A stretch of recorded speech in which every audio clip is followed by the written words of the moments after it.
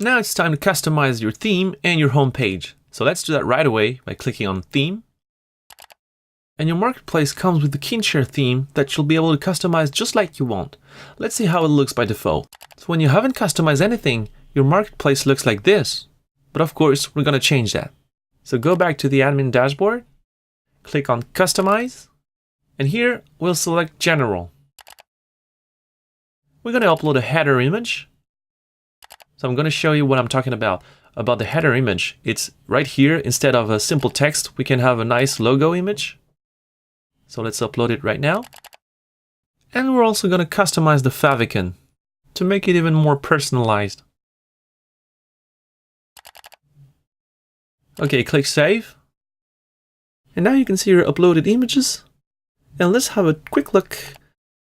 Refresh. And here you go. You have your favicon and header logo. Great. The next part is customizing theme colors. And I'm not going to go over each and every color customization possibility here because there are way too many.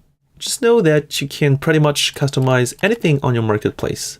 You can customize the color of the body text, the links, the buttons, the labels, and you can customize the color, the background color, and the border color. You're really free to do whatever you want. And for each section, you can customize the colors. So for the pages and every type of content inside them, you can customize everything in the block section or the footer. So you really have a lot of control for every section, even the header, the home page, listing, etc. Also remember, each time you make a modification, don't forget to hit the save button. The next section allows us to edit our footer, and we can select the number of columns we want to have in the footer. So right here, we'll go for 3 columns. And right away, we're presented with 3 rich text editors. And inside those editors, you can basically put whatever content you want. So it can be links, text, images. But most of the time, you'll want to stick with links. I'll just go ahead and fill this quickly.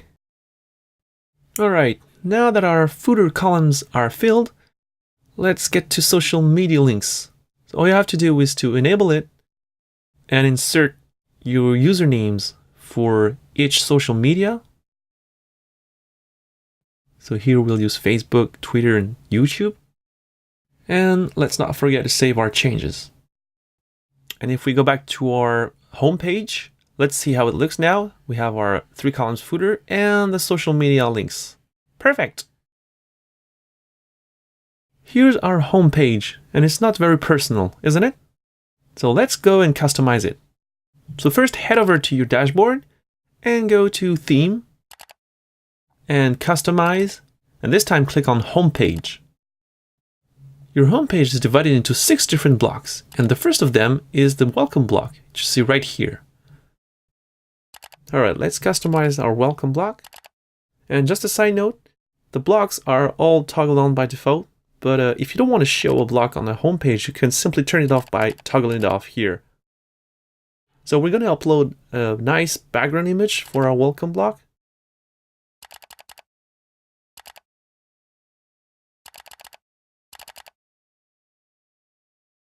And we can choose the background alignment. So we'll keep it to middle.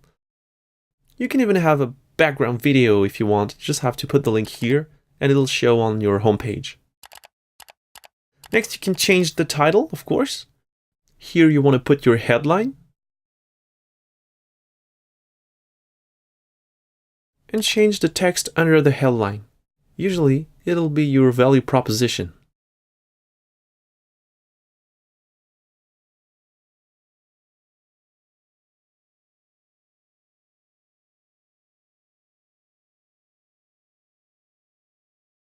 Next, you can control the height of the section of the whole welcome block, and we'll choose large here. And here you set the text of your call to action. So if you leave the field empty, you won't have any button, but it's a good practice to have a call to action on your homepage. So we'll fill this field. And our call to action will simply link to the listing browsing page. The last setting of the welcome block allows you to control what kind of search you want to let your users perform. So you can let them perform a search by keyword, location, or category. So if we leave the field empty, we don't have any searched field.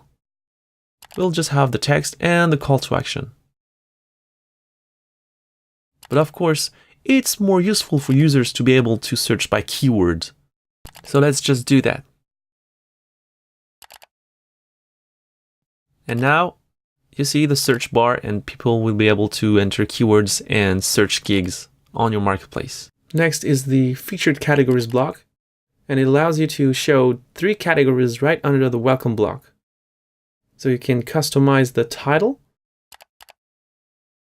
and you can customize each column separately. And note that although it's called featured categories, it doesn't have to be categories. You can actually link to anything you want, to any page, and change the image. But we won't be using this block on our home page. So let's disable it and click Save. The next block is the custom section, and just as the name implies, it's a part of the page that you'll be able to fully customize. It's this part that you see right here. So you have a lot of flexibility here. And to obtain this result, you can either use the rich text editor that's provided here, or you can provide your own HTML source code. And that's what I'm going to do here. I'm going to paste a little snippet of code that I prepared. And when I click OK, you can see that the HTML is instantly displayed in the rich text editor. And what's nice is that you can actually edit the text right here in the editor without having to go back to the source code. So I'm saving it. And let's go back to the page and refresh. And here's our custom section. Note that the underlying styling is done with the framework Bootstrap. So if you know how to use it, you can leverage the layout utilities of Bootstrap. And you can see that we have a little problem of CSS here, but we'll take care of that in just a few minutes. I'll just finish with the blocks first, and then we'll take care of the CSS. So the next section is the featured listings. And as the name says, it's a simple way to display featured listings on your homepage. So you can select the number of listings you want to show, and you can customize the title. So for instance, let's change this to featured gigs and save. And right away, if we refresh the page, we can see the title and the number of listings have changed. Of course, these are placeholder listings since none has been created yet. And let's change the number of listings to 8 for good measure. And the next section is the homepage editorial section, and it allows you to add some extra content to your homepage, like a featured article or a special offer or any content that you want promoted on the homepage. But in our case, we won't be using this section, so we simply disable it and save. And the last block is the featured blog post block. It will allow you to display the latest blog articles that you wrote. You can select the number of posts you want to display on the homepage, but we won't be using it either. There's one little last thing that we need to do, and it's to take care about this little messy CSS problem here. So we have our blocks, and we need to customize the CSS. So to do so, what we have to do is to go into our HTML and to identify the classes that need styling. So in our example, it's the city class that we can see for each of our blocks. And the ID of the section is cities. So now all we have to do is to go into Customize and customize CSS. And here's a little snippet of code that I prepared in advance. So we paste the CSS code, save. And if we go back and refresh, here we have our nice little layout. And this is how our marketplace looks like at the end. Here you can see some example listings. And if you go to the listing page, you will see the list of all listings. So we just created a few of them. And you can click on any of them to open its details. You can see the ratings and the title. And you can filter the list on the left side. And you can filter by price. or you can filter the results by using the listing attributes that you previously created.